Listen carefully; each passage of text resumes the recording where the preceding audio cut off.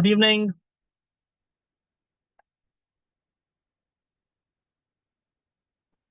Good evening, sir. Hi, Neeraj. How are you? All Great. set? Yeah, sir. Okay, Neeraj, I made you the co-host. Can you just check by sharing?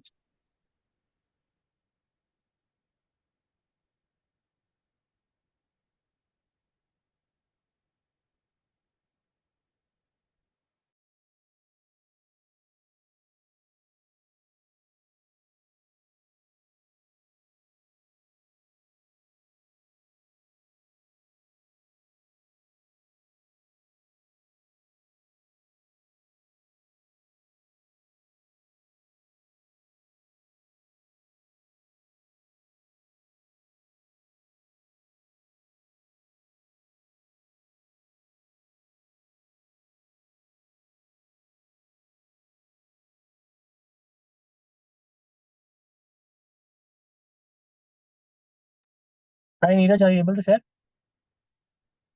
Yes, sir. I'm here only. 1 second. Uh-huh. Yeah, that's all. Good to see you.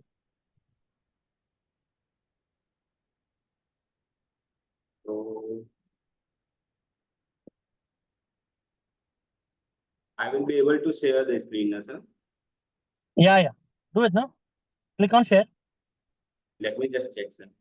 Yeah.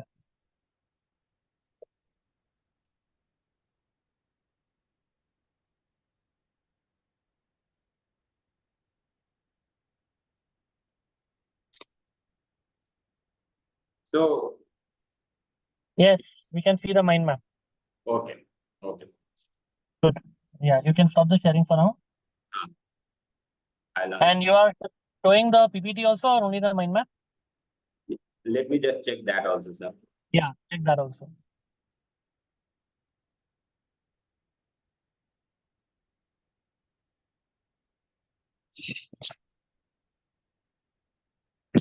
Good. That is And yeah, play this in the slide, in the full slide mode, full screen mode. yes, sir.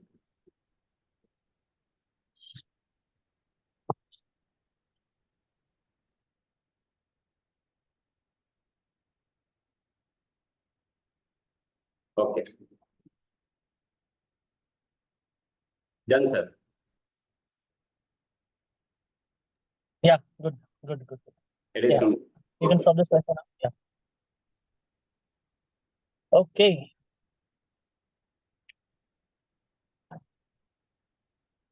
All right, guys. Good evening. It's 8 o'clock sharp, so let's begin. Okay, so we have a guest speaker today, our certified NLP trainer, Neeraj Kumar. And the topic is something of interest to all of us. Can you guess why it is of interest to all of us? Quick sharing. Why is today's topic of interest to all of us? Because it is to deal with the day-to-day situation, any unknown situation, impromptu situation where we may be dealing with some objections, how we can make use in sales, or how we can make use in any kind of behavior, any kind of business dealing. Or We will learn how to make use of all of this in all situations. But आज का topic में ऐसा क्या खास है? Yeah, anyone? Then, at least for me, it's always useful to learn faster so that we can learn more in the given amount of time that we have. Yes. Would you all agree with this? yeah, speed learning. Speed learning, accelerated learning, right? And why I say that this is a very special topic for all of us is because each of us over here have proven that we are all lifelong learners. And we are here to learn. The very fact that we are assembled here on Wednesday evening, wherever we are, like I am in the car, I know some other people also had started the video, you're also out, but you made a point to be here. And that itself proves that we are here as learners. So, welcome to the community of learners. Yeah, Hina is saying learning is a common thread which binds us together. When it's with speed, it's cherry on the cake. Wow, interesting. And that's the metaphoric style of Hina anyway. Good. All right. Okay, so let's welcome Neeraj. Hi, Neeraj.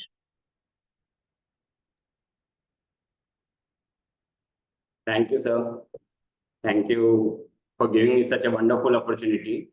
And so, friends, today we are going to discuss a very interesting topic, as sir told, that accelerated learning using NLP techniques. We all learn something. So I'll just hand it over to Neeraj, and I'm listening. I'm also learning. Okay, and I'll be back at my desk and I'll join in from there. All right. Thank you, Neeraj, and all the best. Thank you, sir. Thank you.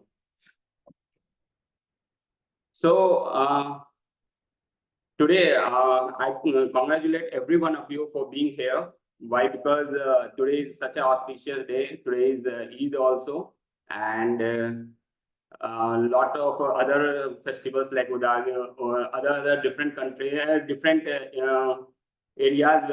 People have Ugadi, some other festivals also. So thank you for being here. It shows that you all are committed and for learning. So what we are going to learn today, let me share that mind map with all of you. So can you see the screen? Can you see the mind map? Just type in the chat box.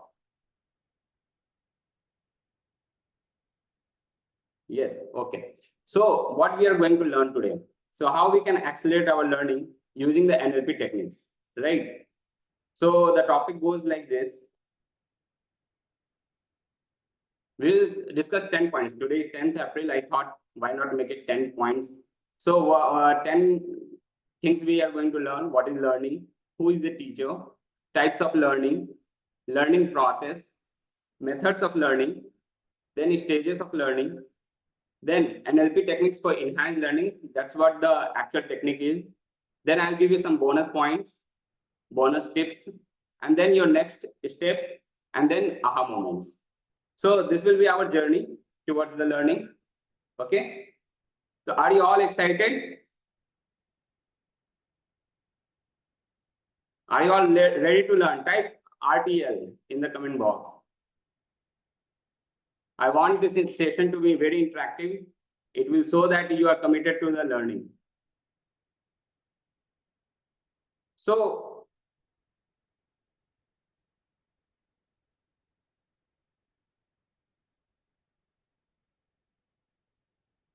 one second, let me share my PPT.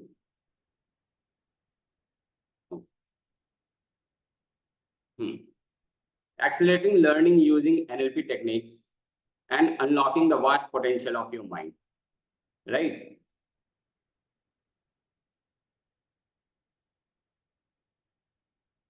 So everyone learns, right? But do we know how to learn faster? Do we know how to make better use of the learning? So that's what we are going to see today. Learning is smarter, not harder. We can enhance our learning experience with NLP techniques. Before that, let me ask you one question. Why do you think the math book looks so sad?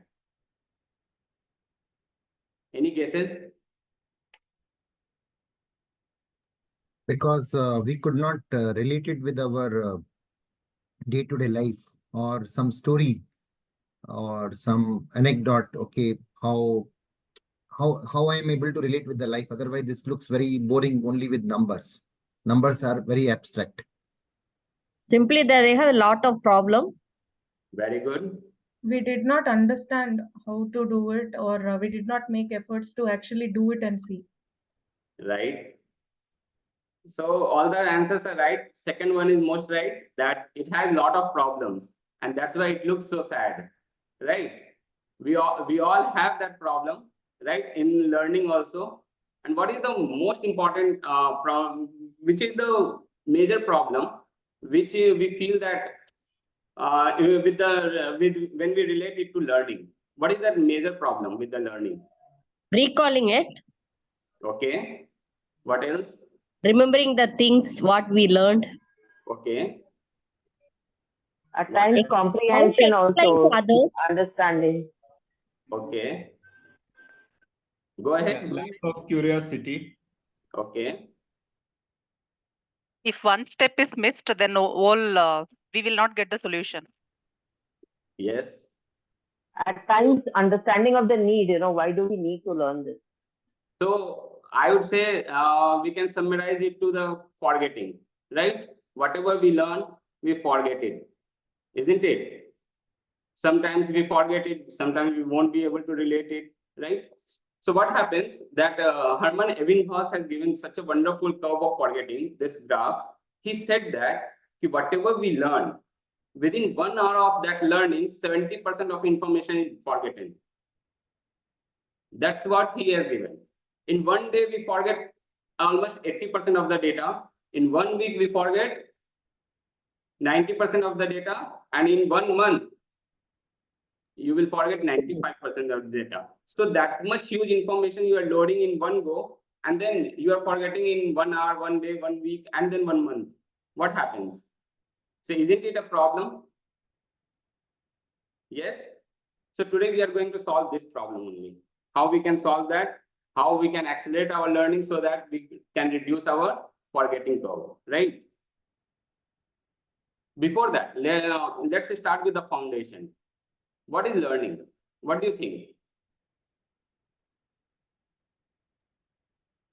Knowing new things. Okay. Learning is unlearning. Okay. Learning is knowledge and behavior. Okay. Learning is absorption of information. Very good. Retention What of the else? information, whatever we learn. Upskilling. Learning and retention also. Okay.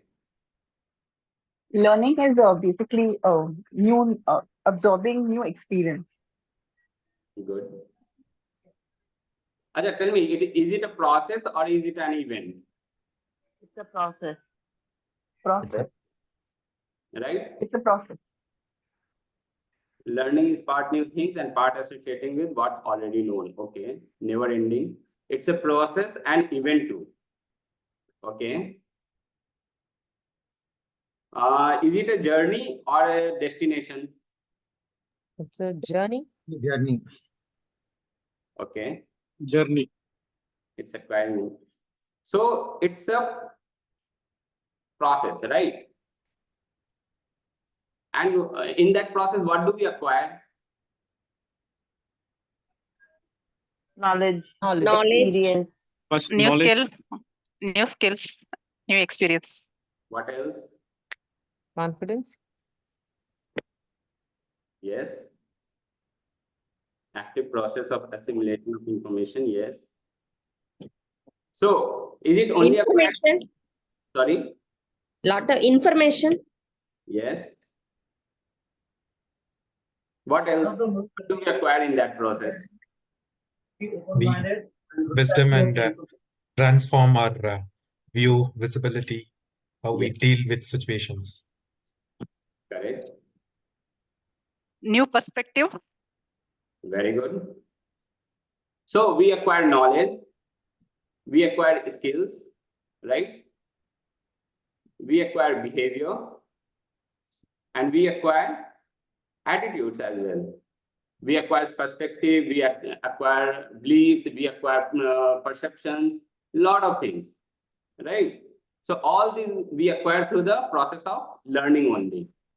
Tell me, how do we acquire that?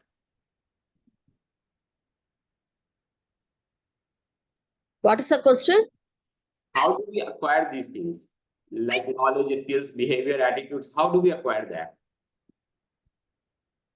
By First, we seeing, use our senses to acquire the knowledge. Yes. By senses. Yes. hearing, Then we apply it. By doing it Become skill. continuously. Okay. By continuously doing it, learning. Mm-hmm. So we acquire it through study, experience, and teaching. Correct? yes, We study it, acquire the knowledge, we gain some experiences of ourselves and others, and we can also learn through the teaching. It is said that teaching is learning twice, right? Now, I was studying about the habits of the successful people. So what I observed that they have only one habit in common. Can you guess what was that? Lifelong learners. Yes. Reading. They all were lifelong learners. Yes, take it Elon Musk, take it Bill Gates, take it Sundar Pichai, take it our Mehanosha and Pawan sir. They all are lifelong learners, right? Yes. So how we can, from problem to how we can come to the solutions, right? How we can move from starting to the success, right? How we can achieve that excellence through learning only. That is the only key to success, right? Agreed? Yeah. So now, learning is for whom? What do you think? Whosoever wants to learn. Whosoever wants to learn. Very good. Whoever wants to succeed in life. Is it for only students? No, everybody, anybody. Professionals only? No, for everyone. Most of the students think that, okay, I have completed my job, I have completed my graduation, I have completed my degree. Now I need not to learn anything new.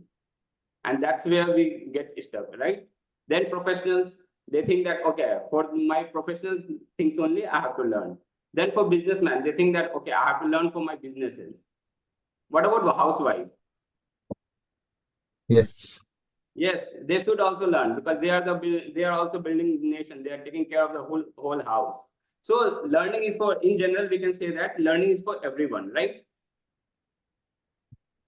So before I start the actual session, shall I share my story? Do I have the permission to share my story and how I came up to this level so that I can teach and I can I am a transformer now. Shall I share my journey? Please. Thank you. So my journey is like this.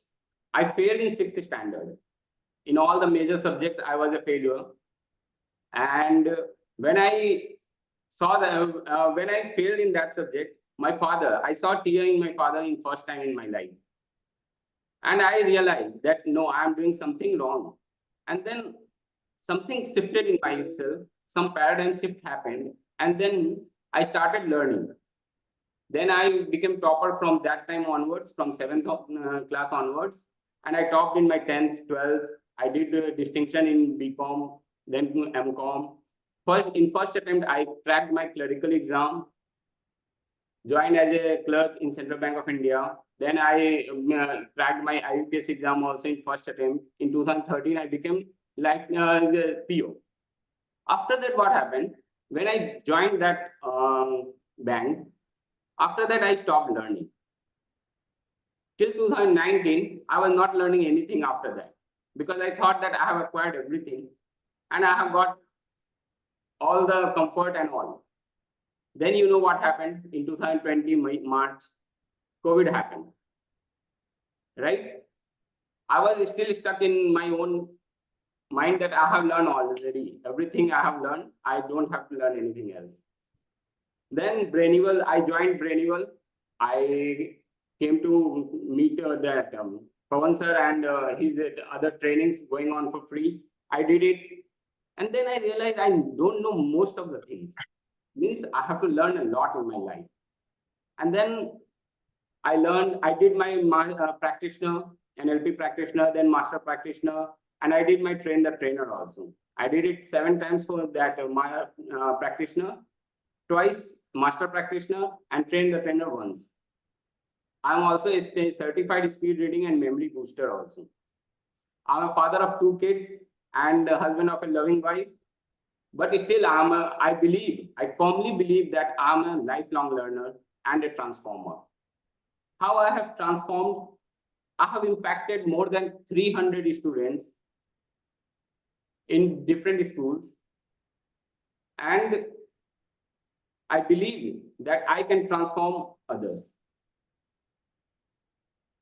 So, but this session is not about me. This session is all about you. This was my learning journey, how from a failure in 6th standard to how I become a transformer and how I am transforming that. That was my journey. But this session is not about me. It's all about us as an NLP family. So let's start that session. Okay. So now tell me, what do you think? What do you believe? Are you genius? We are born genius, everybody. Okay. We How to don't. utilize Yes. Please, those who are not interacting, matters. please interact. Type in the chat box if you feel that you are genius. Type G in if you feel that you are genius.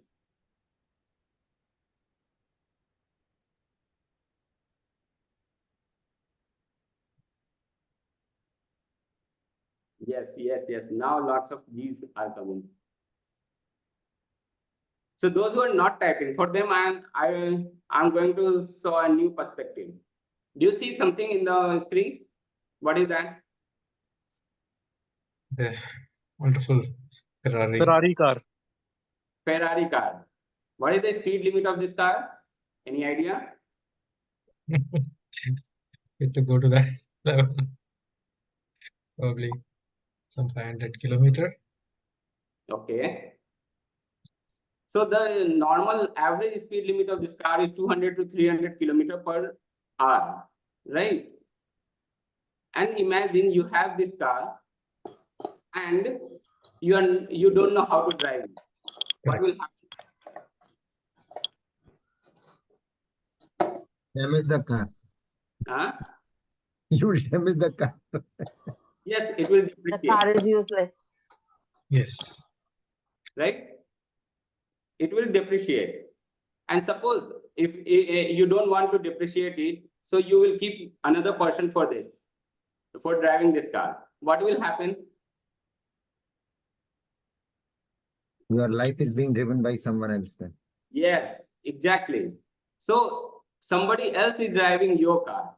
And that's what happens in many places, that we have given our car to other people and they are driving our cars, right? I mean to say that car is our brain, that Ferrari is our brain. We don't know how, when we don't know how to use this brain, what happens? We give it to someone else to drive it, and they can take it to anywhere where they want it to be. Yes. Right? Yes, either accident or would kept as vintage. Can't enjoy driving the car. Correct. So we have to know that how to use this brain. Then only we will be able to make differences in our own life and others' lives also. So now we will go through the types of learning. Do you know what are the types of learning? First is unconsciously unknown. That is the first stage where we don't know what to know. Okay. So I'll give that perspective that there are two kinds of learning. Okay. One is structured learning, other one is unstructured learning. Right? Structured learning, what do you think about that? What should be that? What is structured learning? Schooling is a The structured school learning. systems and a syllabus like that. Yes. And unstructured learning is the life lessons that we learn as and when it happens to us. Sorry, come again. Structured learning. The unstructured learning is the life lessons that happen to us, you know. Okay. I mean, we learn as and when it happens. There is no particular order or no standard way of. Yes. So structured learning, I would say it is a planned and organized type of learning. Everything is planned and organized, like in schools we see often, right? Where lecturing or teaching or textbook learning happens. That is structured learning. Whereas unstructured learning is self-paced learning, right? Like coaching, mentoring, right? Even parental conversations, all these comes under unstructured learning. Now, my most important question here is, which one is better learning? I think both have got their own significance. Yes. Structured learning Unless if I don't know structured learning, then I will never know about structured learning. I will always go through unstructured learning only. Because I know structured learning, though I understand the importance of unstructured learning also. Very good. Correct. So hybrid or blended learning is the most important learning. Means both should be there. You cannot say that one is better than the other one. So it should be like this: structured, then unstructured, structured, unstructured. It follows a cycle, right? I just want to add something here, Neeraj. Sure, sure. Last 3 years, I've heard many people in this industry, coaching industry, they blame structured learning. They blame schools. They blame Indian school system, education system. Yes. And I always used to object. I said, the guys, where you are standing today, it is because of our schooling system, structured learning where you are standing today. Doesn't matter you have failed, doesn't matter you have done well, doesn't matter you have not done well, but that's why you are understanding the importance of this. Yes, Both yes. are required. Truly, I truly believe that both the learnings are equally important. And in the beginning, when kid is growing, definitely it requires structured learning. Maybe 80%, 20% could be unstructured learning. So it has to blend all the time. Thank you. Thank you for giving this perspective. So I'll give you another perspective also. This is one kind of learning, structured and unstructured. There is another kind of learning also. That is horizontal learning and vertical learning. This one. What do you think? What would be? Horizontal learning is learning through peers, like looking at our whom we consider as peer. And vertical learning is somebody as a role model, or somebody even who is not really utilizing his life well, even looking at that. Okay. What else? Others, please type, or you can unmute and say. Shallow learning, knowing something of everything. Okay. Which one is that, Rahul?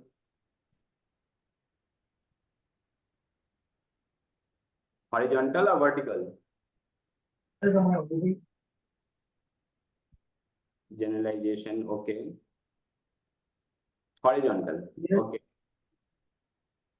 I think vertical learning is going deep into the subject, and Yes. horizontal learning can be like exploring the different things. Yes, like first level. See, in the Am I audible? yeah. Okay, so vertical learning is basically going up the ladder if you're working or if you are doing business. Growing your business or financially growth, that is called vertical learning. That's my perspective. Horizontal learning can be basically divided into categories. If you're working, then how well are you learning new skills, acquiring new skills so that you can contribute to the growth of the company and the goals in the organization. If you are in business, an individual, then in what aspect you are not only acquiring new skills and making yourself better. Yes. So horizontal learning is learning about different subjects, different genres. You are learning about all the topics. Like in the schools also, we see that we learn physics, chemistry, maths, bio, all the different subjects at the same time, right? And whereas in the vertical learning, you will see as you go higher and higher classes, what you observe that you go specific and in depth of that particular subject. Like bio becomes your main topic, and then you learn through that only one particular subject. So that is your vertical learning, right? So in this also, which one is more important? Both are important. Again, same thing. Both are equally important. There is no such thing that this one is more better than this one. No. Vertical means specialization or in-depth. Yes, correct.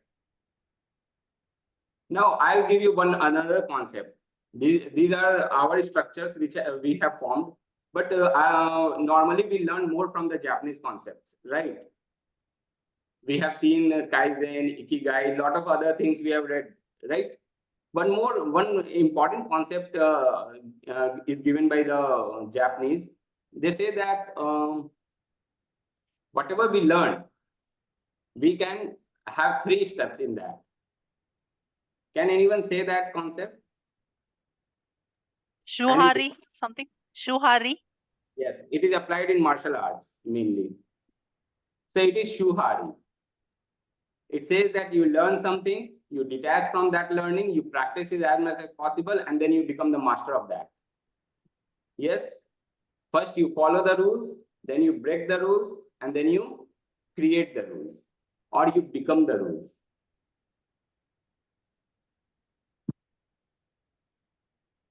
Right?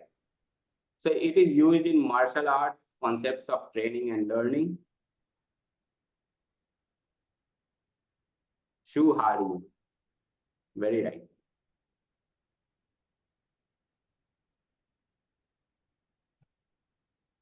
Now, we were discussing about, all clear till here?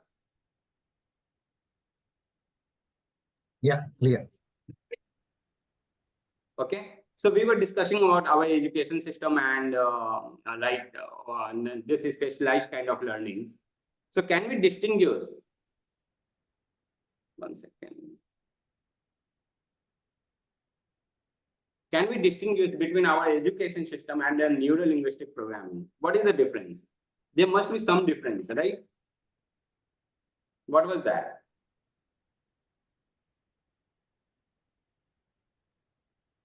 Anyone? The first difference is in our education system, the syllabus, or rather the content is all about the world outside of us. Whereas neuro-linguistic program is how our brain functions. So the concept, the content of NLP is around us as a subject. Yes. What else? I'd say that our regular studies are subject-based, while NLP is people-based. So you're relationship-based. So basically, you're trying to understand the relationship and how to take that forward. While when we are studying on subjects, we are trying to see how to get a mastery on the subject. Yes. I think this our education system, it teaches about the outer world, and neuro-linguistic promise is the teaching about inner world. Yes, very true. Inner and outer study. Yes. Well, the education system is basically designed to ensure that you are So, anyone else? We are not able to hear you properly, Jitendra ji. Can you hear me now, Neeraj? Loud and clear. Okay. So basically, the idea of education system learning is to help us acquire skills which help us survive and earn our livelihood. That is the basic idea. Whereas neuro-linguistic programming learning is basically about the mind management, people management skills, how to manage ourselves, how to think appropriately, and similarly understand how people think so that we can get the things done accordingly to make it this a better place to live for everyone. Very true. Correct. Our education focused on teaching topics, history, outer world, NLP is study of our mind that is central to all learning. Yes. Can I add something? Hello? Yeah, please. Yeah, I think in our education system, it is more of based on the others model of the world. But in NLP, it is our own model of the world. We are learning and gaining the experience through our own experience and our belief and values. Where Yes. education system, like all others beliefs and experiences, they are putting into and what they think that is the best that they are telling us. Correct. This is my perspective. Thank you. So I will summarize it. Mainly our education system NLP, you will find that our education system is mainly based on memorization. Yes. Whereas in NLP, it's an individualized learning, right? As far as flexibility is concerned, it is very rigid to the subjects and topics, right? Whereas it is very flexible based on the individualized learning, right? It has a limited focus and it integrates personal growth in NLP. And mainly it is based on cognitive based. However, it has a holistic approach, right? So there is nothing good or bad or in it. Both are having different things in it, right? Okay, all clear? Yeah. Yes. Neeraj, I just Move want to forward. add. Sorry. Neeraj, I just want to add one point of NLP. Yeah. NLP actually brings you into awareness of the different perspectives. And when perspectives changes, life changes. We always follow a fixed mindset, but the moment some perspective of the same education or the same scenario changes, life completely looks different. So NLP has added a big value of the beauty of the different perspectives that exist. While in our education system, we have always believed in one, either a right or a wrong, but NLP taught us that there is a spectrum of different other possibilities between the right and wrong, and everything is correct. So that's a huge learning from the education system versus the NLP way of looking at learning. Yes, true. So all said about this. Our education is structured, but NLP is about psychology. Yes. So next, what we are going to see in this topic, what are the methods of learning? Can anyone say?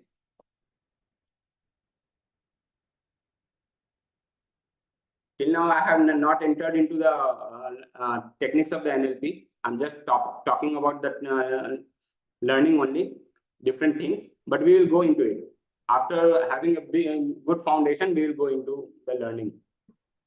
Learning by doing, and learning by memorizing or listening from others, and learning by practically implementing. Learning through senses.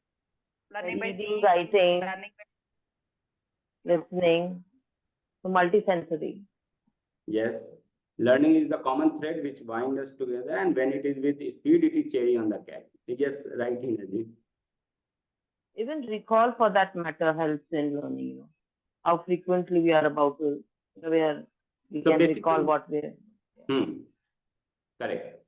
Basically, learning is of two types. One is passive learning, one is active learning. Those who are not typing in the chat box when I am still saying, that means they are doing the passive learning. They are not the active learners, right?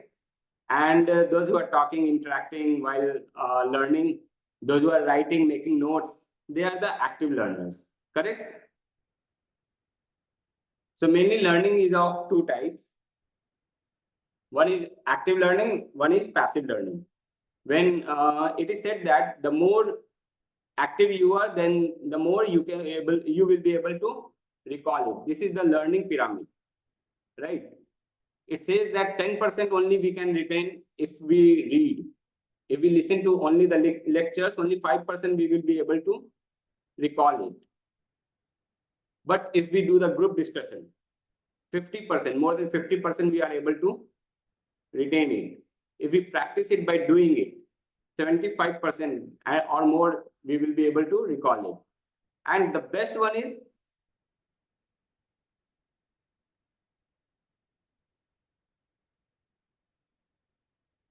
Teaching others. yes, the best one is teaching others. You learn twice when you teach. That is what you are doing. That is what I am doing. Thank you, sir. So now, all clear up to this level, right? Now we will have the stages of learning. We all know this, right? We have gone through this in the practitioner, that there are 4 stages of the learning. unconscious incompetence, conscious incompetence, conscious competence, unconscious competence. So what do you think? Which level are you in LN with relation to NLP? At what level you all are in? Just be aware of that and type in the chat box. If you are in the level of UI, type UI, CI, type CI, CC, conscious competence, or if you are in the level of unconscious competence in NLP. Conscious competence. I am at level 2. Level 2 means conscious incompetence. Yeah. Okay. CC, yes. Sunita Rathore, CC, Jiten, okay. Yes. So most of the, we can see that most of us are in CC, conscious competence. We have learned something about NLP and we know that we know it, but it has not gone deep into our unconscious. So to reach that level, what we have to do? Apply the technique of Shuhari, right? Practice as much as possible so that you can become the master, right? You become the NLP, just like Mehernos sir, right? So now we will start our main learning, accelerating learning using NLP techniques. Correct? So which one is the first learning technique? We are going to see communication model of the mind, right? Without it, all the learning is incomplete. Correct? Now tell me how this communication model of the mind it can enhance your learning.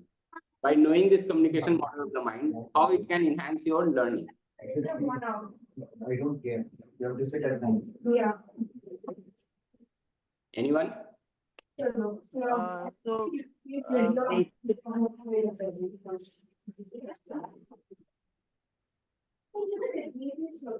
basically, communication model of the mind, it helps us understand, you know, where we are focusing in terms of, I mean, for example, I can talk about myself, you know. So if I say, you know, I for example, a random statement, I'm a slow learner.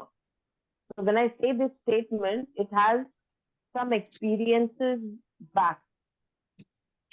Okay, so as the three levels are, so either I'm talking from the structural level, yes, and not really reflecting at the deep level, you know, why is it that I'm a slow learner, you know, from that perspective. Yes. I mean, that's how I'm understanding it. I think awareness of the filters will help. Yes, correct. And also our values, beliefs, experiences, where it is coming from, what kind of learner I am, all those things. So we know all about filters, right? That whatever information comes in, we use to filter it. Why? Because our brain cannot take that much information at the same time, right? It can take only 7 ± 2 bits per second, right? So these filters, deletion, distortion, generalization, comes in between, right?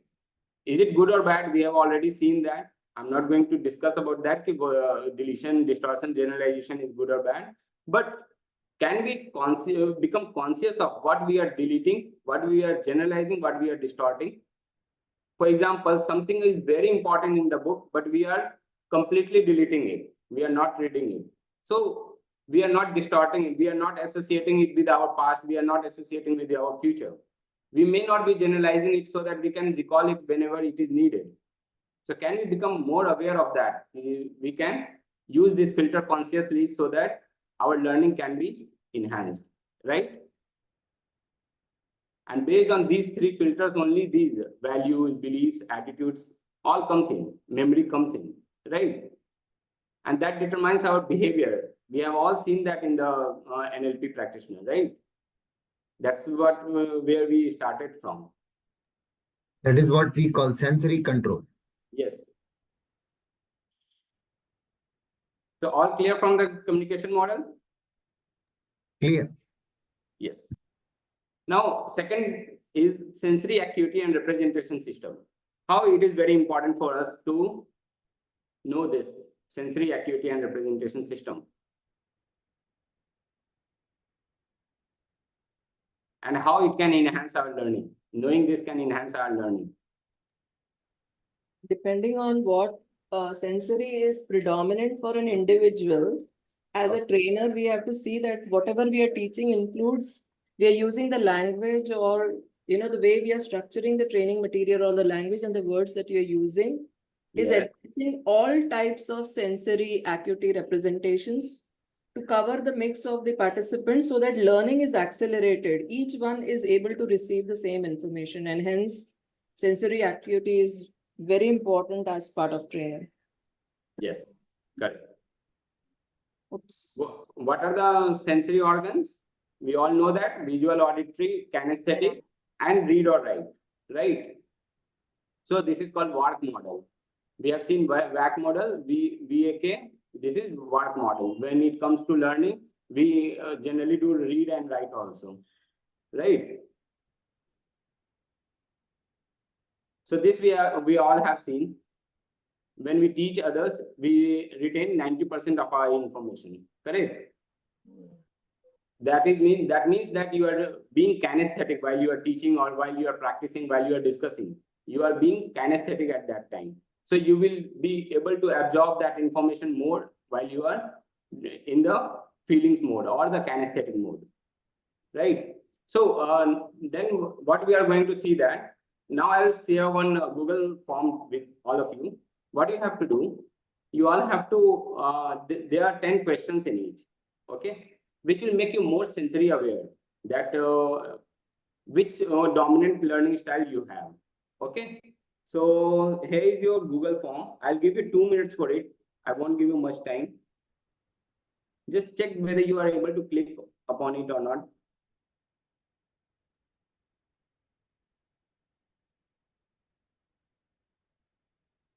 Not, okay. 1 second, give me a second.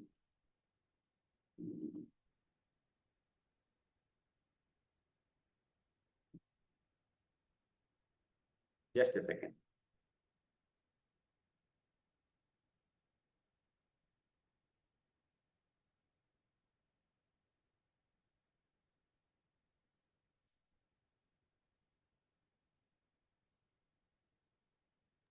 If we just copy the form on the browser, it is opening, Neeraj.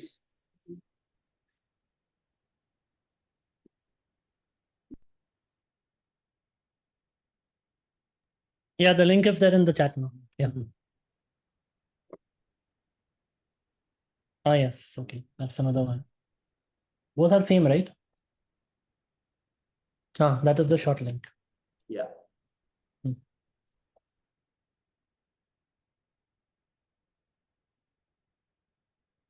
So just fill that form, become aware of that. What dominant learning style do you have?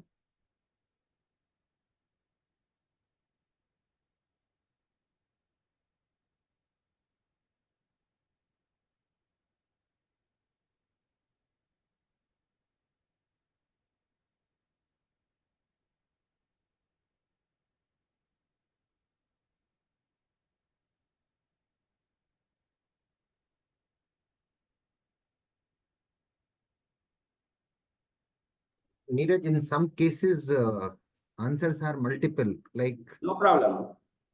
You That's can't. what I'm saying. Become aware of what is your dominant learning style. It's not about you are not using other senses.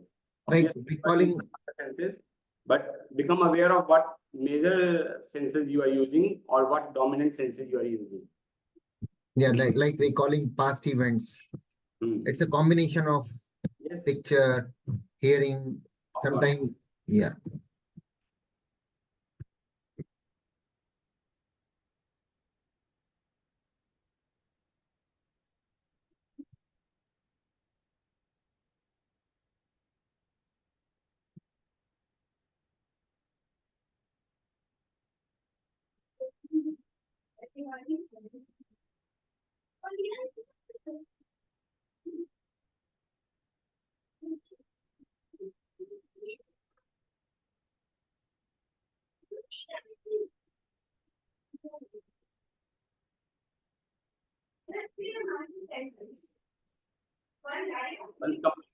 type done in the chat box. Okay.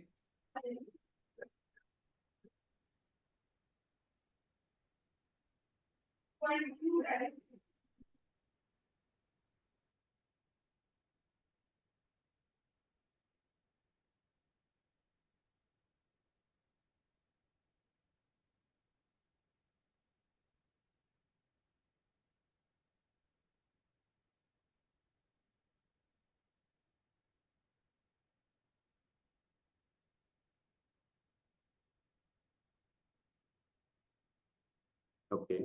Bhargavi done, Manikam done. Okay. You can share your experience also. What comes to your observation while you are going through this. Either you can type or you can chat. No, either you can unmute and say.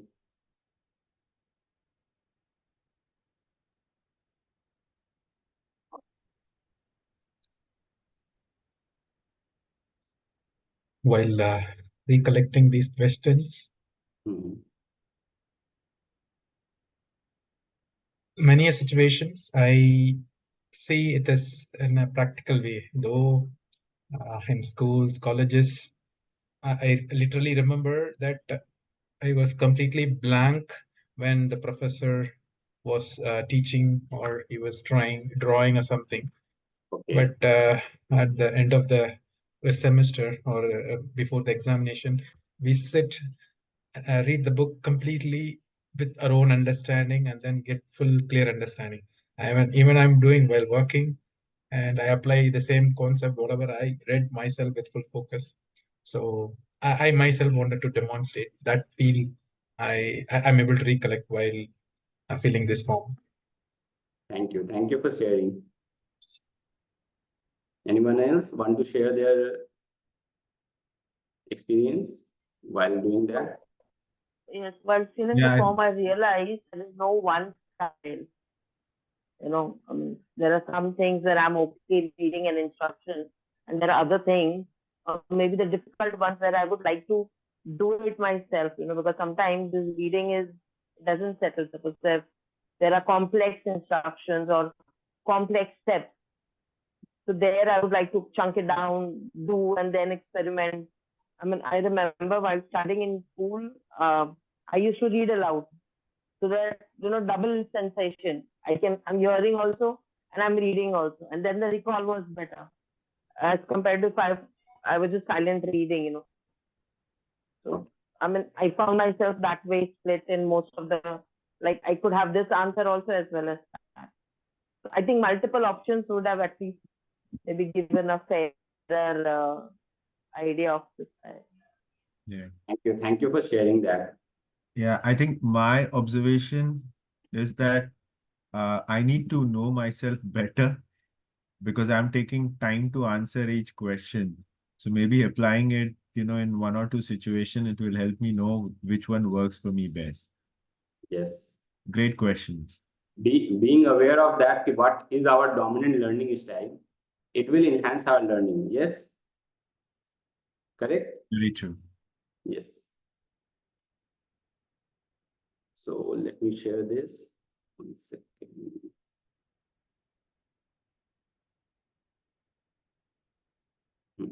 Sorry. So all done. I could see only few done in the chat box. Means other are all passive learners, right? Now all done and done coming. Okay. So next we'll move to the next NLP technique, that is eye accessing cues. Can anyone say how this can be beneficial? How it can enhance our learning? We were aware of this, but yes, after this NLP, only we got to know how this granular observation can help. I think still I am in the learning stage. So we used to get that you have to talk to the people by looking at their eyes, but we did not know the nitty-gritties. We were not mindfully following, but we started following still in the learning stage. Anyone else? This eye accessing cues is so important. When I learned this in practitioner course, Yeah. I mean, it took little time for me to digest. And then Dr. Meharnosh, many times he said, no, Vivek, now you are thinking because you are trying to find an answer because you are looking left, you are looking right, your eye cues. It's a wonderful thing. And actually that happens. Yes. And it happens with my child also when he's telling truth, when he's trying to hide something, you can see in kids also. So that we are doing unconsciously, right? Without our knowing, right?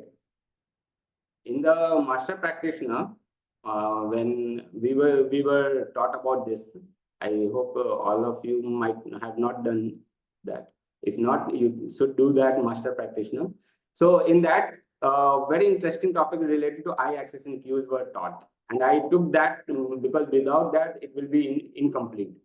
So in that, what it is said that if you move your eyes consciously, suppose if you want to recall something, right? So move your eyes consciously towards left, upward. Then you will see that you will start recalling the things. Suppose you have to recall something and you are not able to recall and you are seeing just front, then you are trying to do auditory or something like that. But you want to take a visual something. Through recall that, what you have to do? You have to recall, first calibrate that which is your recall side, left or right, and then you try to recall in that way, consciously. Instead of doing it unconsciously, do it consciously. Suppose you have to reflect on some learning. What do you have to do?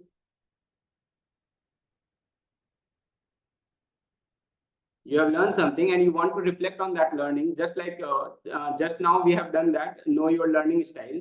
You have to reflect on a lot of things, right? What to do in that case?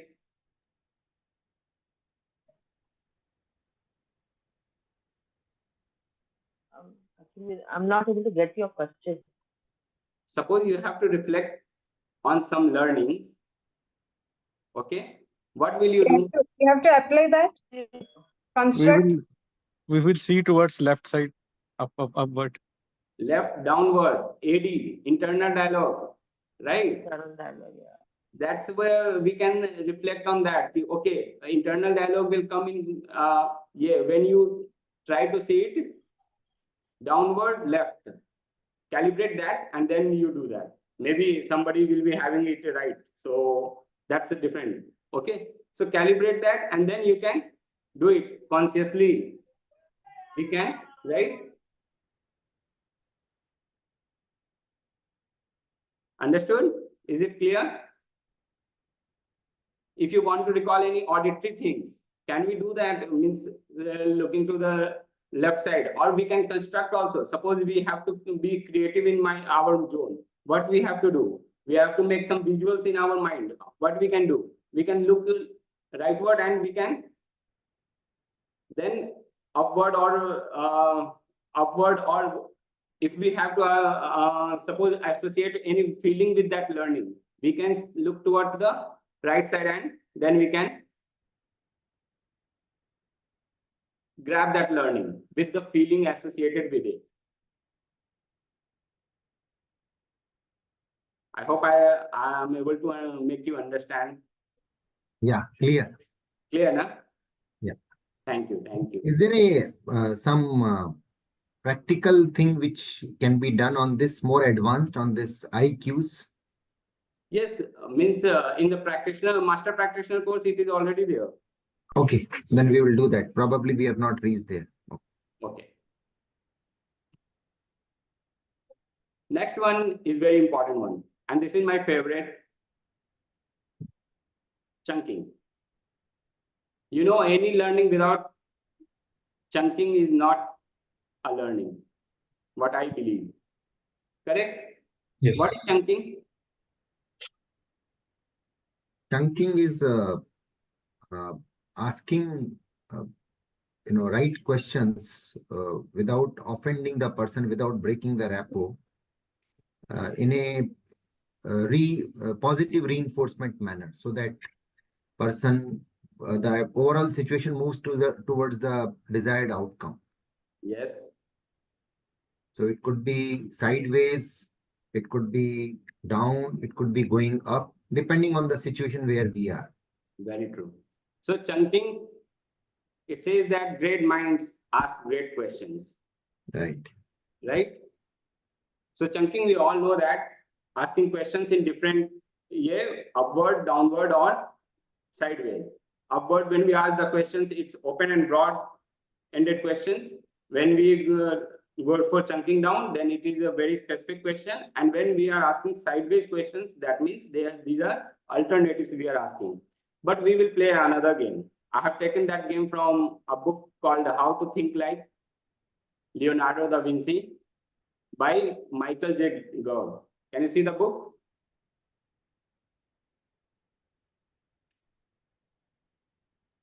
So I have taken this game of curiosity, and I have, I think I have practiced it in Master Practitioner also, one of the session.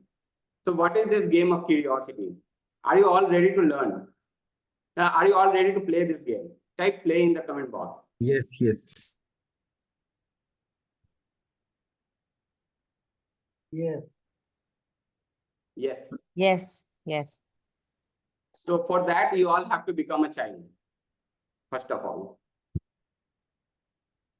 Otherwise, that game of curiosity will not be there. If you bring your own filters, if you bring your own judgments, you won't be able to play this game well.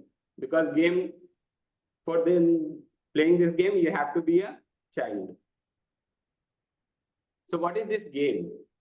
See, we tend to think that we know all about everything. But normally we know just a word about it, right? We know the name of that object or things, but we don't know about everything about it. So just become aware of what all we don't know about. But it will be a very broad topic. You may not be knowing a lot of things about lot of objects, lot of things. So I have chunked it down for you all. What all you don't know about a bird. So you have to ask as many questions as possible. For the constraint of time, I will give you only 2 minutes for this. Okay. So what you have to do, what all you don't know about a bird, just write as many questions as possible in just these 2 minutes. I'll give you only 2 minutes for it. Okay. And then we'll have a discussion over that.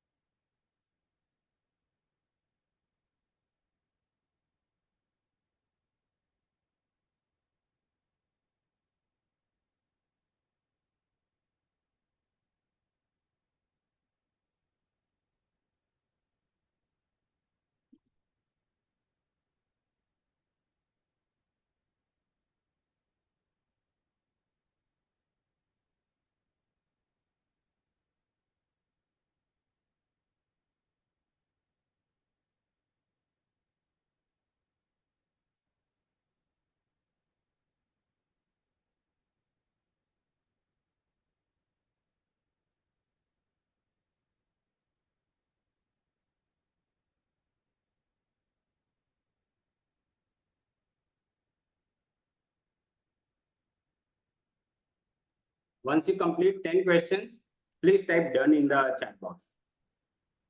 You can later think about this, but now 10 questions is enough.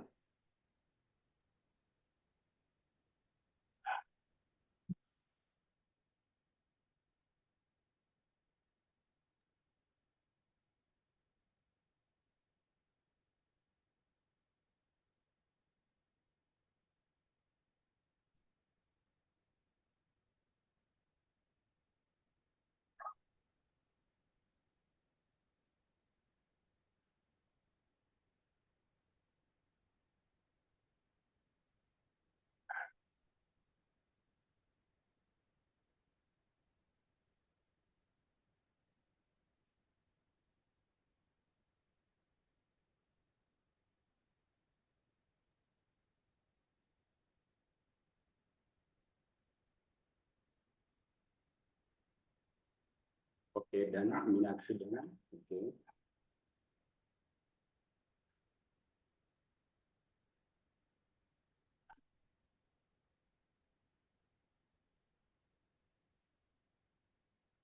Anyone wants to share their experience?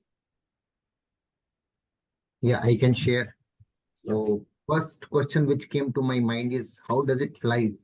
This is the first curiosity. Okay. Second is, what does it eat to?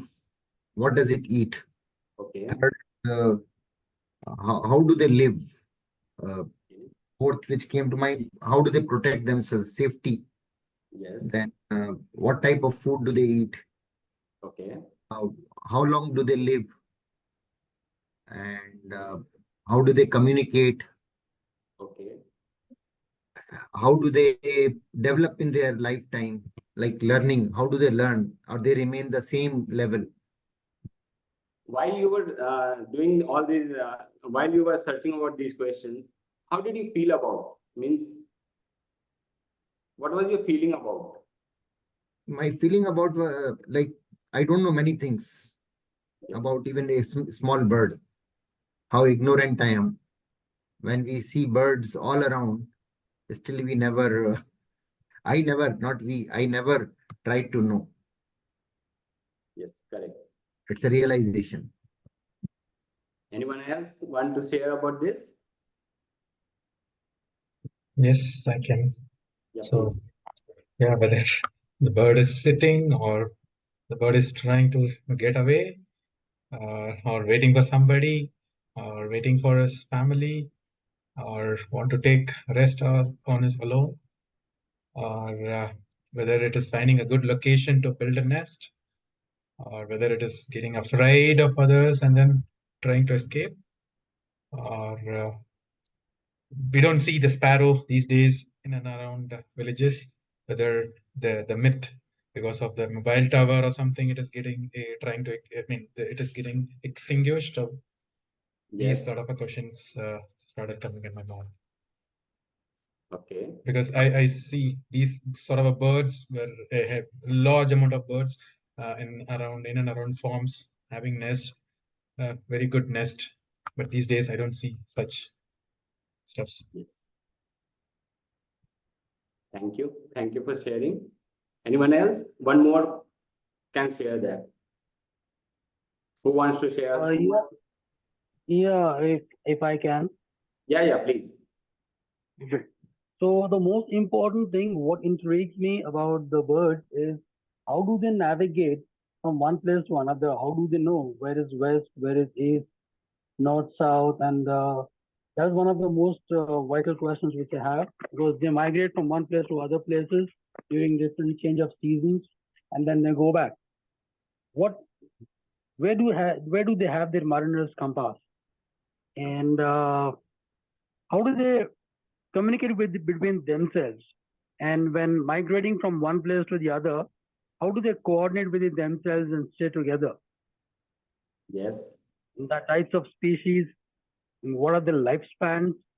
And because they got different varieties of species in birds, so every bird has got different lifespan. And why there is so much of variation in birds, these kind of things. Why are they so sensitive to the radiation? And in what way radiation impacts them higher than the other living organisms? These are a few questions that comes to my mind. What was feeling about when you were doing this exercise? What was your feeling? I want to know about that. What was your feeling about when you were doing this exercise? How you were feeling? Just trying to know more information about them, because the topic came up. So when we want to learn something, we have to, as Mayor Noor says, keep the curiosity alive. So I was make sure that I'm becoming more curious rather than being more furious, to make sure I can understand as much as I can about the birds. Yes. Thank you. Thank you for sharing, Jitendraji. So we all have seen that how much we don't know about, right?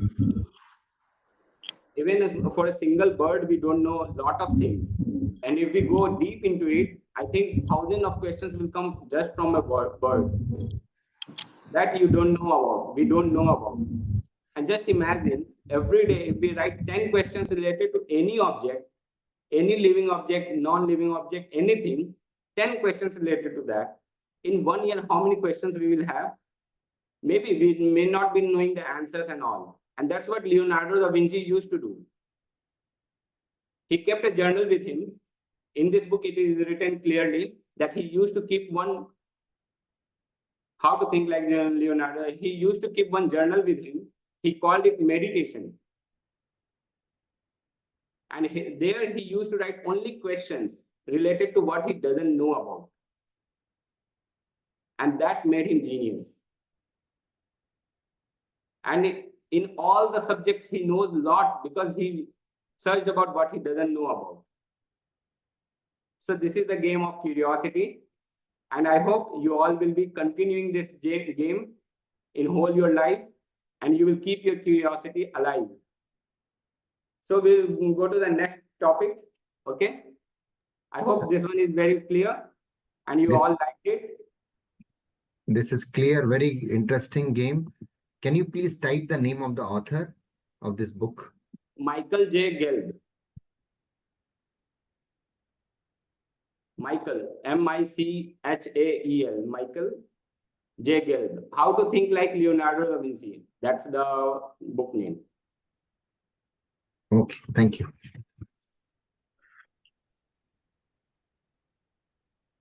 So we'll move to the next topic.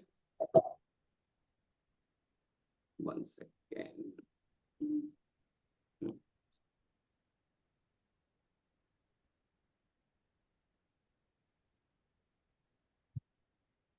Next topic is anchoring.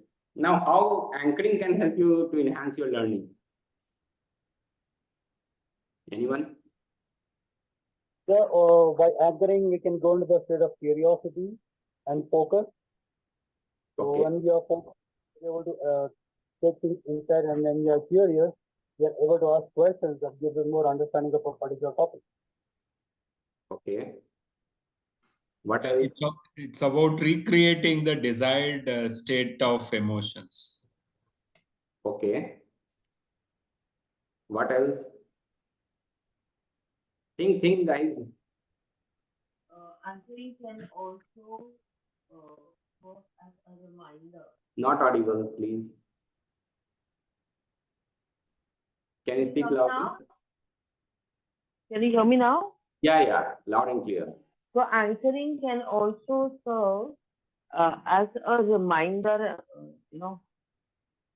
suppose for a desired state, which I am yet to achieve. I haven't yet achieved. So it can serve both ways, for a past experience, so that I know how it felt then. I can create an anchor around that, and that will be a recall of the past event. And at the same time, for remembering a future desired outcome, what it would feel like at that moment. Yes. So more of a reinforcement and more of a, reinforcement. Yes. Correct. True. Most of the learning happens when we are in a calm state of mind. We are very calm. So it's important that we keep an anchor of a calm state and invoke that anchor whenever we start learning. So our learning and absorption is very fast. Very true. So in a nutshell, we can say that all learning is state dependent. Whatever your state is, the learning will happen in that way, right? It is said that we all know that NLP presupposition. There are no unresourceful people. There is only unresourceful state, right? So in that, we know that all learnings should be state dependent. So as you said that it should be calm, it should be pleasant experience, then only we will be able to learn. So can we anchor few things for the learning also? While we are learning, can we anchor something, or we can use the collapsing anchor for removing some negative anchors which has been associated with us? Can we do that? Yes. So it is possible. So we can go through that, how we can anchor those states which are useful for our learning. Even some of you might be lying down and learning these things. So that may not be a good anchor for you to learn this one, right? So it might be possible. I don't think Mehno sir and Pawan sir has made us straight, sitting straight and learn everything. So we should be having a good posture and good state while we learn, so that the learning can be enhanced in that way also. Next one, we can go to the next topic, right? Look without seeing. What is that? Any idea?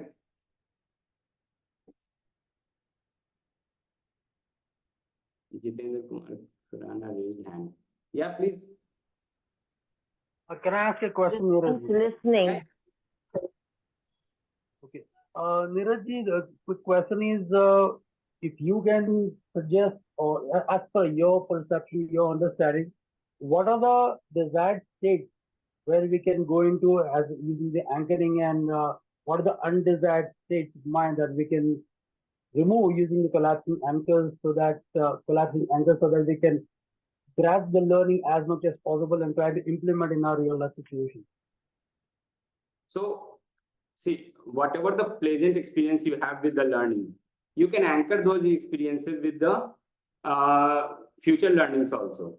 While maybe you may be having some negative experience with the associated with yourself as a learning while you were learning something, and maybe that gets triggered when you are learning that, possibly. So you can use the collapsing anchor for that cases. In that cases, suppose you were learning something in the schools and teacher came and hit you for any reason.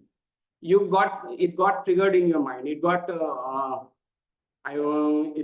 placed in your mind. Then whenever you are learning something, it may be getting triggered in your head, or it may be getting triggered. So at that time, you can use all these collapsing anchors and anchors also, so that you can remove all those things. I hope it is clear. This is as per my perspective. Yeah, sure. Pretty much clear. Thank you, Neeraj. Thank you. Thank you. So what is to look without seeing? Is it something to do with the visualizing or imagining? Good. Yes. By closing your eyes? It's a visualization. We all have gone through that process. What is that process called in NLP? Desired state? No. Recalling something? Swish. Swish. Okay, that's swish. the swish. Time frame. Sorry? Time frame.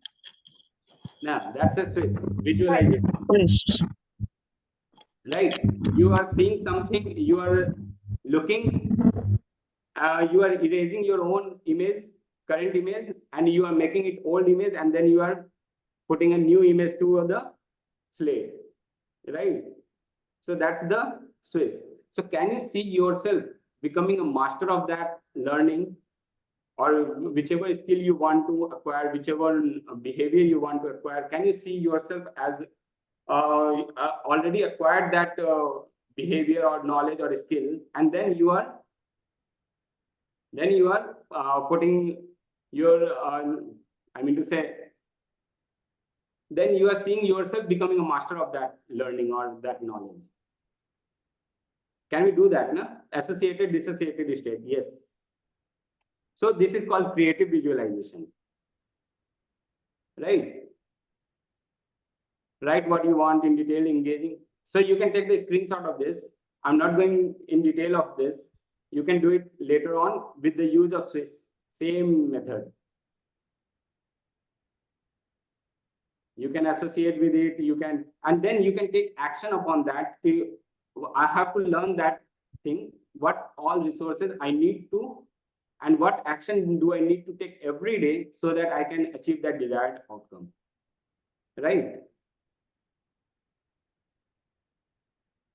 All clear? Type clear.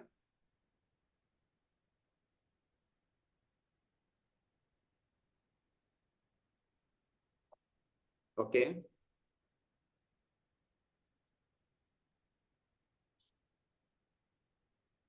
Anyone else? Type it.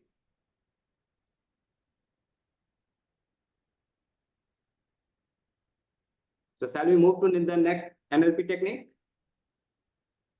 Yeah, so this is basically to look without seeing, creative visualization. Yes. That's the Swiss. Means you are observing yourself as a master of already that knowledge which you want to acquire that. Right? Okay. Clear. So next one is reframing.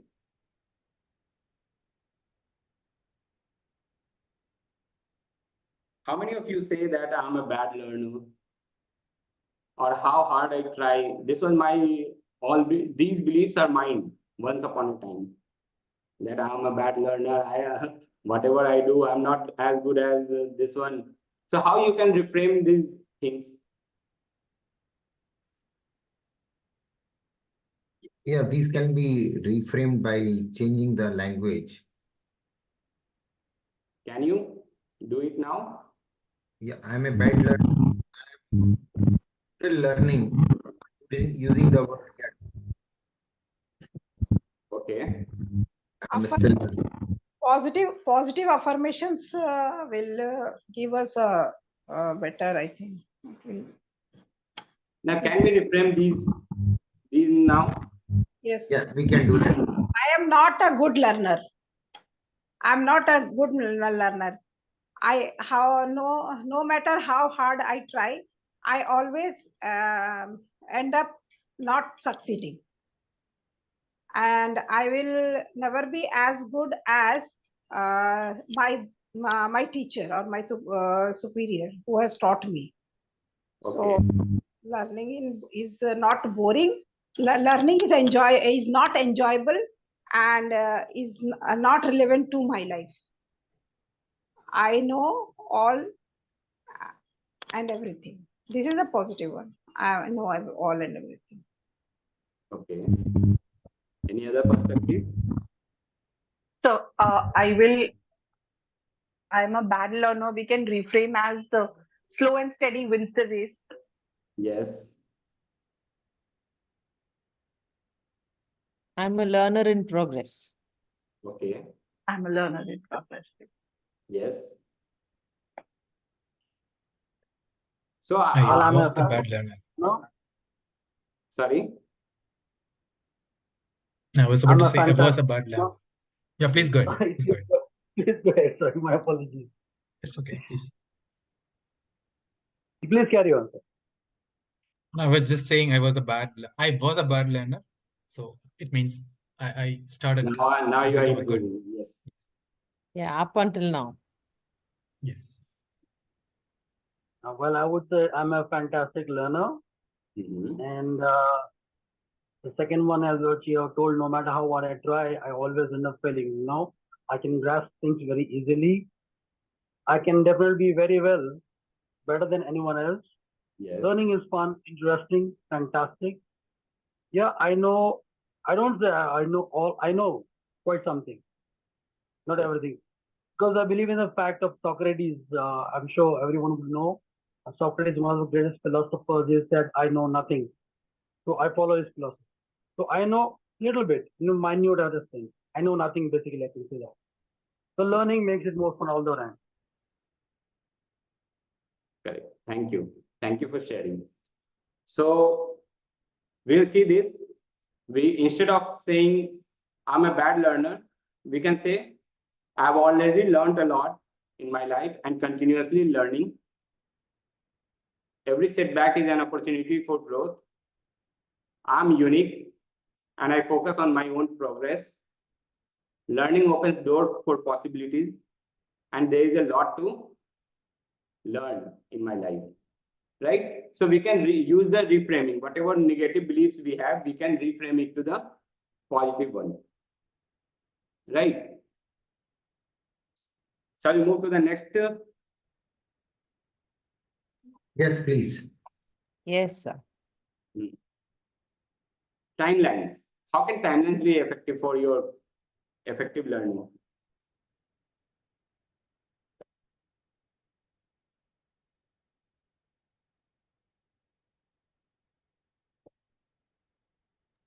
Any perspective? Using the visualization method, we can set up a specific time frame for ourselves, and we can be time through an in-time person as well. That can enhance and accelerate our learning. Okay.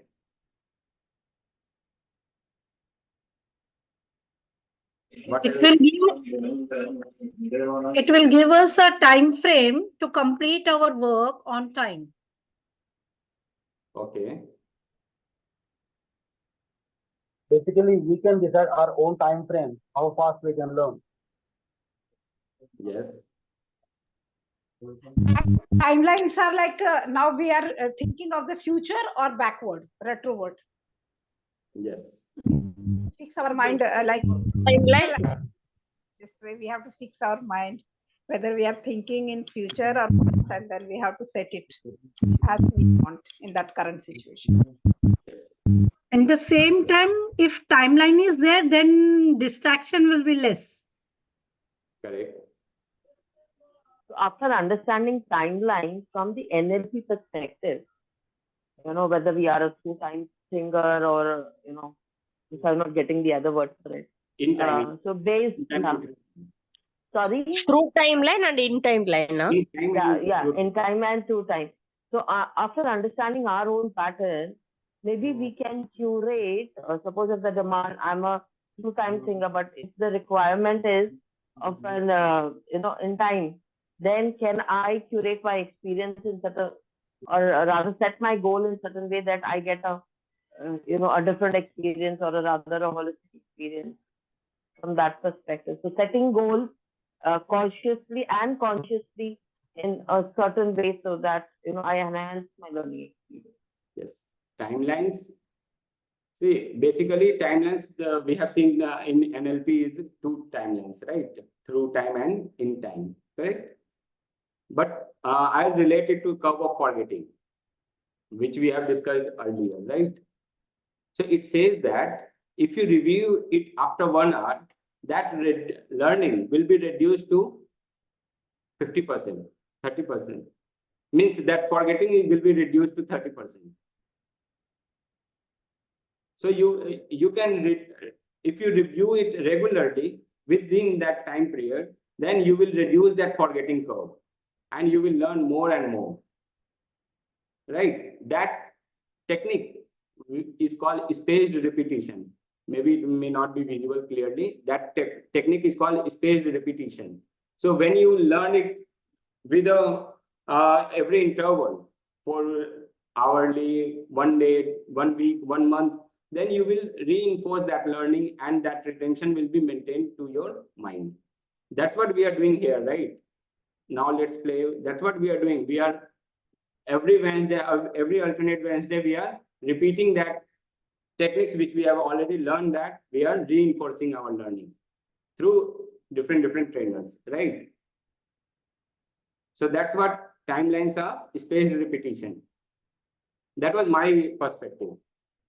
Now another one is perceptual positions. Since time constraint is there, we have to move forward because I have to give some bonuses also to you. So how can that perceptual position be very important?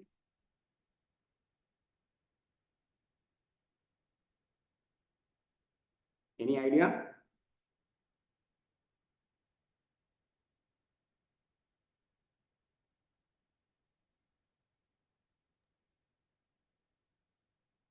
For enhancing learning, how can perceptual position be very important?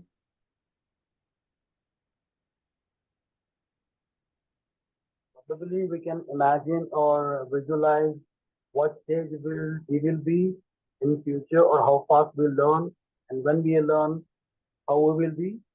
Probably on those lines something. Okay, I'm not able to hear you clearly. Can you say once again? Sure. Basically, probably we are visualizing or imagining ourselves and thinking where we stand after learning or in between learning. Probably on those lines something maybe. Okay. So first is we are already a learner, right? Then second position, we can think about the same thing. We can think about as a teacher. the same material, same knowledge, can we think about as a teacher, as a second position? What happens when you change the perspective from the learner to a teacher?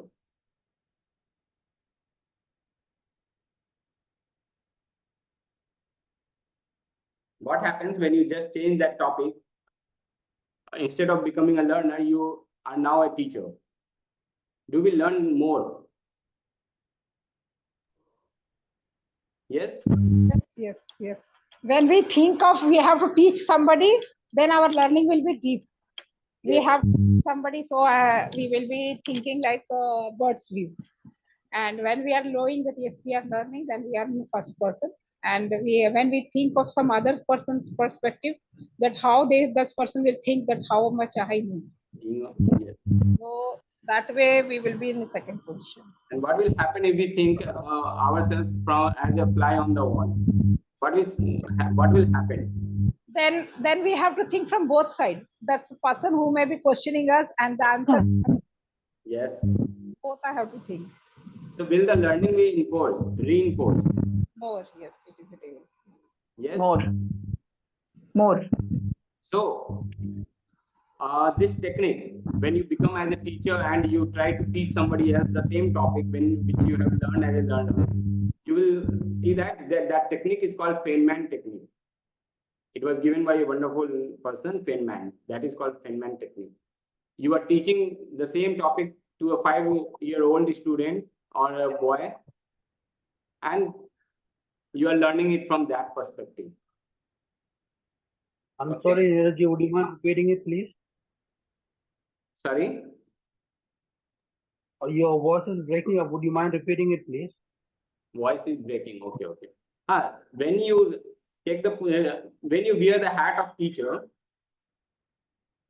when you wear the hat of a teacher, at that moment you become a teacher, and then you realize, then you start teaching that topic. What happens if you start teaching that topic, what you are learning now, if you start teaching that topic to somebody else or in your mind itself, then that technique is called Feynman technique. You can search in the Google also. That technique is called Feynman technique. Okay, thank you. Okay. Next one is submodalities. How can this be helpful?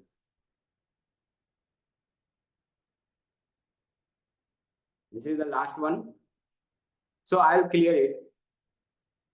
Whatever behavior you have acquired while you are learning or something, you can change that behavior through the submodalities here, right? Whatever, suppose whatever you have learned, it was very dim. You can change that submodality and make it very bright if you want to enhance that learning, right? The kinesthetically you are not feeling good, you can make it good so that you can enhance your kinesthetic, you can enhance your learning in that case. So you can check that. Feynman technique: study, teach, fill the gaps, simplify. Yes. So you can use the submodality technique also for the enhancing your learning. You can check with the practitioner manual, and there you can use it for your enhancing your learning. Since time constant is there, we are not discussing too much. I want to give you some bonuses also. How many of you like bonus?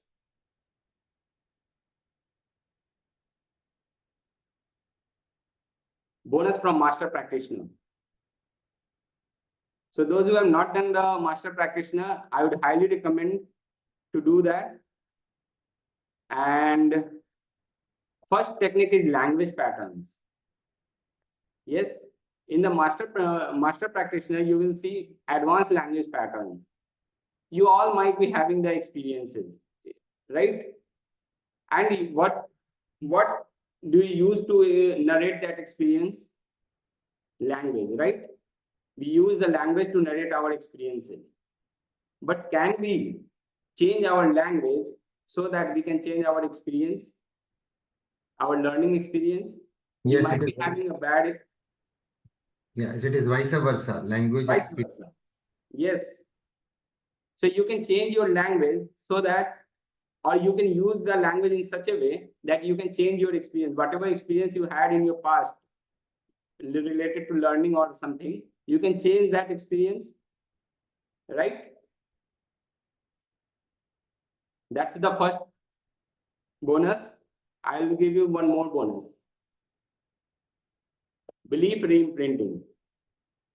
Just ponder upon this question.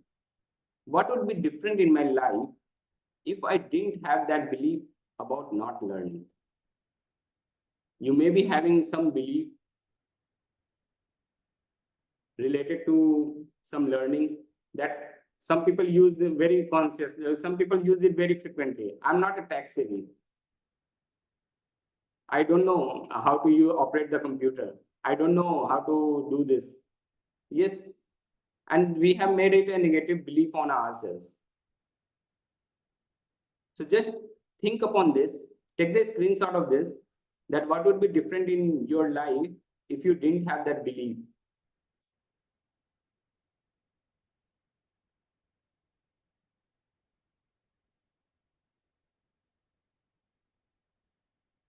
Anyone wants to share about anything?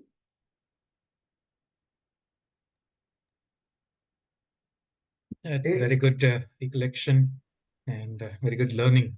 So we had that theoretical idea. So based on your previous experience and whatever you've shared, so we are able to get to a little deeper into it, and we are going to use it in a practical life and further enhance ourselves. Probably we will also give such a kind of sharing to other upcoming team. Thank you. Thank you very much. Yeah, it's a great learning today, Neeraj, what you brought out, different perspectives. Yes. In fact, when I learned about frames, there are 10 frames. I was trying to live a life like my life. Then when I get up in the morning till the time I sleep in the night, I just made a small story that, okay, how my frames are switching. This was one of the questions also. So likewise, different perspectives can come on frames also. So yeah, great. Thank you. Thank you for sharing. Next one is modeling. If you have completed your master practitioner, you would have modeled some people. Can you model a great learner? Or if you have, if you are in the TTT, if you have done the TTT, you might be knowing that you will be able to model Mehanosa and Pawan sir also. We have modeled him. So we got the opportunity to model him and we learned a lot from them. So you can model a great learner. Any great learner you can model for sure. Modeling means like inspiration or? See, yeah. Modeling in the master practitioner, it is said that, see, the basic pillar of the NLP, if you go through that, it is modeling success. Yes. Right? No, the modeling success, yes. Yeah, we'll get to that. Just curious. I would like to okay, I'm modeling you. Modeling. So you want to model some behavior about some person. Okay. So you can model any great learner. Okay. That will be your, that. Okay. In that way you can. I can imbibe their yes. How they are learning too much. Okay. Right. Then what will be your next step?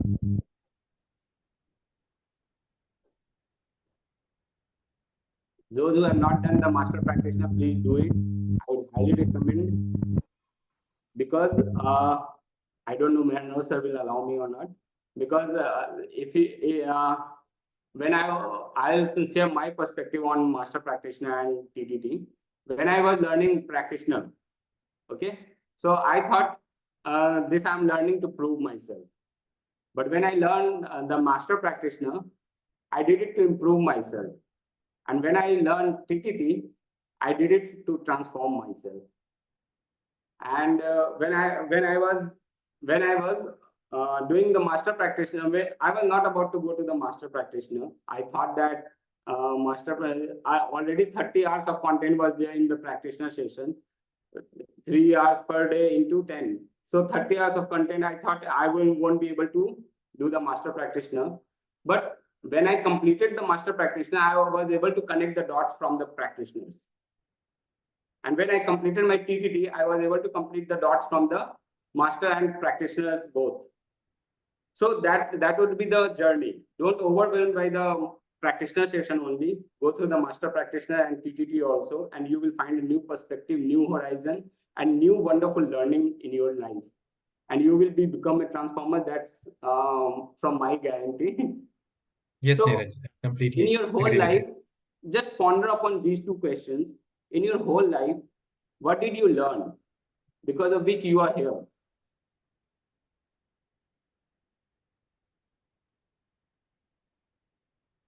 And more importantly than this, what did I miss to learn because of which I am not able to upgrade myself?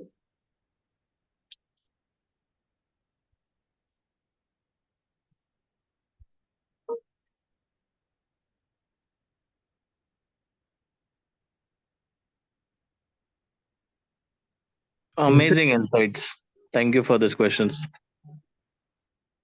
And the third question to ponder upon is, what would you learn if you could learn anything at all?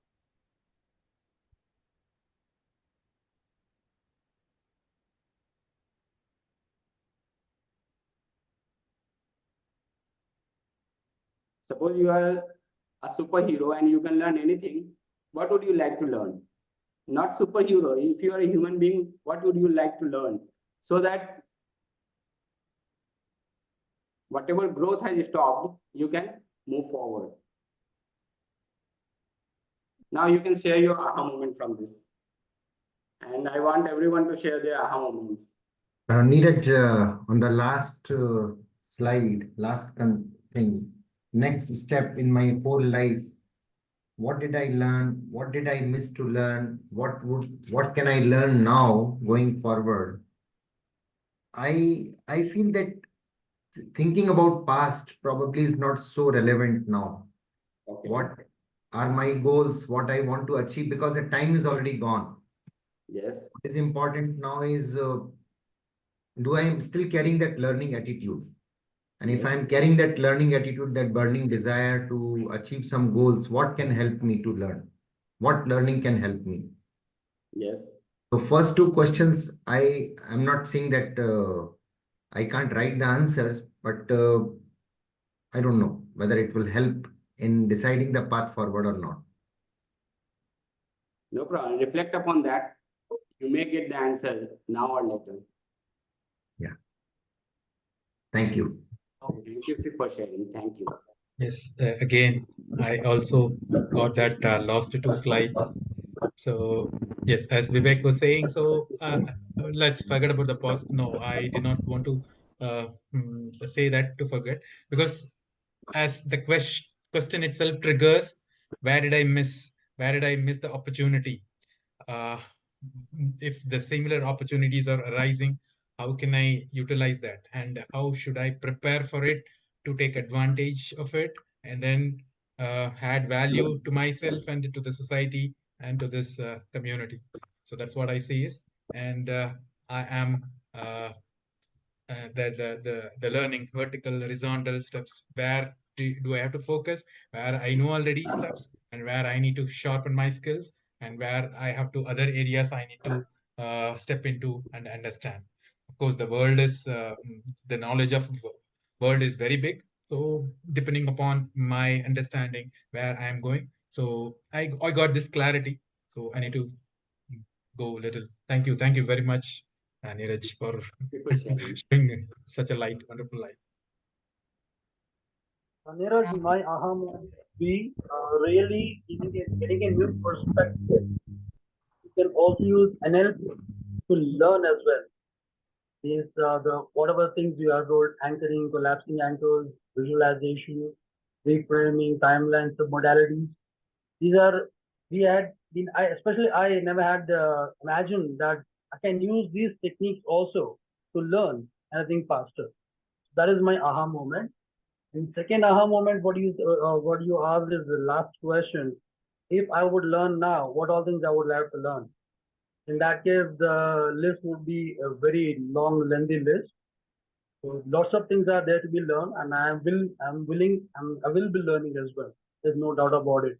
And I will ensure that I will use this or NLP techniques in learning those skills so that I can not only learn faster, I can learn effectively as well.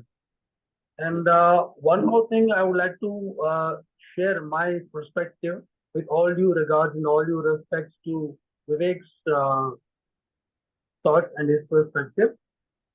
I just came across one question some time back, which basically changed my perspective. We always say, I have also come across with a lot of many people in my social circle, friend circle, family circle. So we are no longer at that age so that we need to learn. I intend to ask questions to them and especially to Vivek as well. What if he could learn and contribute? Not only, okay, whatever's gone is gone, you cannot work on that. But what if you can learn, if you have the capacity to learn and contribute as to the rest of the world, your society, your family, your friends, your social circle, would you not be willing to if you are able to do so? So that is one of the inspirational questions that can motivate others and self to learn more things. Thank you. Thank you for sharing. Yeah, thank you, Neeraj. It was a wonderful recapping, a revision sort of thing. I was actually traveling, but then I got back in time to attend this session, and I really liked whatever I learned today. So my aha moment was one with the bird questions where it is such a huge ocean of learning that we learn little and sometimes we think we know everything, you know. So, and the last three questions, what you mentioned, what did I learn? Everything what has happened up until now in my life has been a beautiful learning. I've had all sorts of learning. I used to brood on them as negative thoughts, but then I now realize everything is a beautiful learning in life. And we have to overcome certain things to reach the next step. So, what did I miss learning? I am aware of it. So, that's the next thing. That's why I have chosen to go on a learning spree. Whatever inspires me, whatever excites me, I am there to learn. So, today was also a great learning. And thank you for all the contributions you did today. Thank you. And all the best. So I have taken this thoughtful thought from NLP around you, that weekly news, what is it? Weekly news, na? I don't know. So, NLP weekly newsletter. Sorry, Yeah. newsletter. Weekly newsletter, NLP around you. So in that last week, he has shared this one. There might be commas in your growth, but there should never be a full stop in your learning. Right? So thank you all. Thank you for being an important part of my learning journey. I've learned a lot while teaching, and we all are an NLP family. And finally, thank you to my gratitude to my mentors, Pawan sir and Mehnaz sir, both, and all NLP family for making me what I am now. Thank you, sir. Thank you, Neeraj, and wonderful session. Must say, a lot of learning, and we are all here as a community of lifelong learners. And what better session to have than learning how to learn? So thank you once again. And I love the way you kept it very interactive, engaging, and it was more like a community or a collective learning that was happening on the go. Very good. Thank you. I took more time, sir. Sorry for that. That's okay. No, anyone is complaining about that. So it's wonderful. No, we are still in full strength and with full enthusiasm. Yeah. It's very nicely put and thoughtfully. Absolutely. Yes, yes. And I just wanted to effort add. you put into your Yes. Yeah, I just wanted to add that probably one day, like you are presenting today, your learnings and connecting with something else, probably I will also present. Exactly. That's my inspiration. Sure. All the best. Neeraj, Yes, very much. Neeraj, thank you very much. I agree with you, Meher, that indeed Neeraj has done a commendable job. It was entirely engaging and involving people, not a boring, not a one-way session. It was totally interactive. Very fantastic session. Yeah, all thanks to you, Neeraj. Excellent job. And yes, of course, as you said, we don't have words to thank Mayor and Pawan. They are doing absolutely fantastic contribution in our lives. And Thank you. endless thanks to you, Mayor and Pawan both. Thank you. Thank you so much. I second it. Thank you. Very much, sir. Thank you, Dheeraj. Thank you. Question here. Thank you, Dr. Mehnosh. Thank you, Neeraj. Hello, will we get that result of our learning style, which we have built? That's you have to think consciously. Thank That you, Neeraj. become aware of that. Which one is your dominant learning style? I'm no one to judge. Wonderful. Yeah. So the thing Wonderful is, answer. yeah, Thank you. So Thank talking about the questionnaire, definitely it gave us insight into the fact that we may end up often end up labeling ourselves. We are like this, or we are visual, or we are auditory. But the main learning from that questionnaire was when you saw that some answers you were selecting which were visual, some answers you were selecting which are auditory. And another thing in these kind of questionnaires are that the context also matters. I believe rather than looking ahead for the results of that, because the results will tend to somewhere, influence your mind to say, okay, now I came to know I'm visual, or I came to know I'm kinesthetic. That doesn't matter. In fact, realize that the more versatile you are, the more flexible you will be to learn in various styles and adapt in various styles. So Absolutely. avoid labeling yourself. So forget the results, but let the learning be that I'm capable of adapting in whichever context I can from each style to the other. So use it more for an awareness. Absolutely. Thank you so much. Actually, that the bird's view perspective of learning that I have really experienced myself. Perspective positioning. When I had to go through for giving a lecture on the topic, I just gone through those videos and it gave me really a very clarity on the topic. And when I for my exam, it was not that much effective. But the second time when I gone through that with a view that I have to explain this thing to others, it was like quick. I could get that thing, and I could say very fluently and very easily, confidently to the participants. So I feel like there is this perspective I came to know now only about. Thank you so much for teaching us how to learn. So as it is said, as Neeraj also said, that teaching is learning twice, right? And I got this insight for the first time when I read the book 7 Habits of Highly Effective People.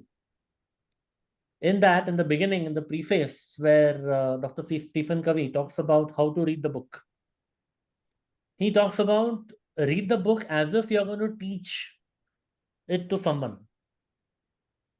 So when you keep that in mind, you learn with the perspective of not only questions which may come to your own mind, but you learn while thinking, okay, if I'm going to ask this, if I'm going to teach this to someone, what are the possible likely questions that may come up by the other person? So you get a different perspective altogether. And I would also integrate that to what Neeraj mentioned about the curiosity game. Because that, if you link it to that, you realize that when you are learning something, you may learn it from the perspective of what I know and what I don't know. But when you learn it with the perspective of teaching, you further extend that to think from what the other person may know or may not know, and therefore what they may ask, which I may not have even thought of. So that is also actually, in a way, application of the perceptual positions too. That you learn from your learner's perspective, teacher's perspective, and from the perspective of a learner who is learning from you.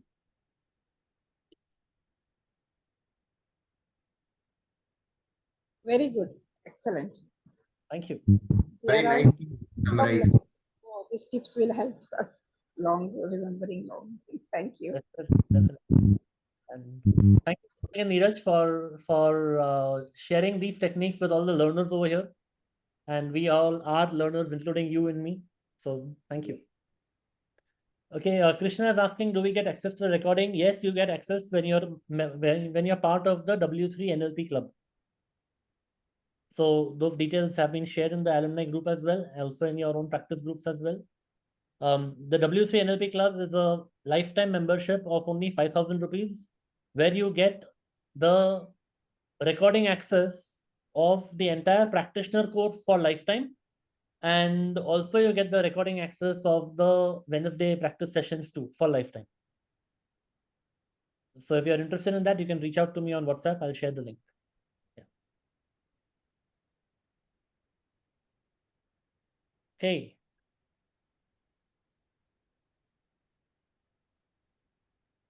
All right. Thank you very much.